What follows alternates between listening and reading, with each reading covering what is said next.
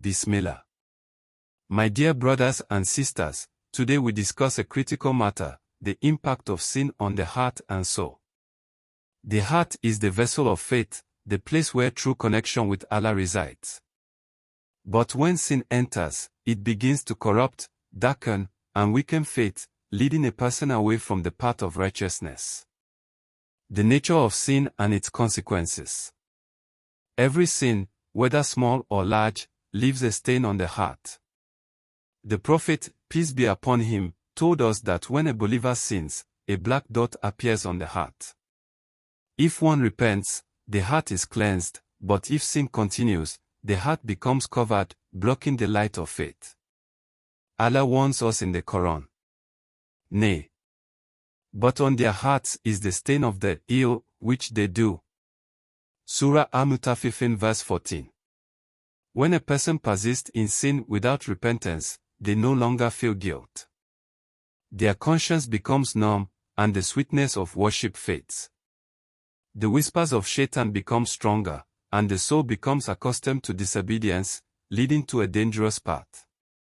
The path to destruction. One of the greatest deceptions is to believe that sin is harmless. Some may say, it is just one mistake, or it is not a big deal. But remember, the road to destruction starts with small steps. When small sins are ignored, they grow, leading to greater transgressions. The Messenger of Allah, peace be upon him, said, "Beware of minor sins, for they gather upon a man until they destroy him." A person who engages in constant wrongdoing will find their faith weakening over time. Their prayers become hollow, their remembrance of Allah decreases, and eventually, they may justify their sins or even deny their wrongdoing altogether. This is the path that leads to a hardened heart, where guidance no longer penetrates, and darkness takes over. How to cleanse the heart? But Allah, in His infinite mercy, has given us the means to cleanse our hearts and return to Him. The first step is sincere repentance, Tawbah, turning to Allah with a broken heart, admitting our faults, and seeking forgiveness. Allah promises in the Quran, "Say, O my slaves who have transgressed against themselves, by sinning, do not despair of the mercy of Allah. Indeed, Allah forgives all sins." Surah Az-Zumar verse 53. Consistent prayer, Salah, is the lifeline of the believer. Salah protects against sin and strengthens faith. Those who hold firmly to their prayers will find that their hearts remain soft and receptive to guidance. Seeking knowledge is another means of protection.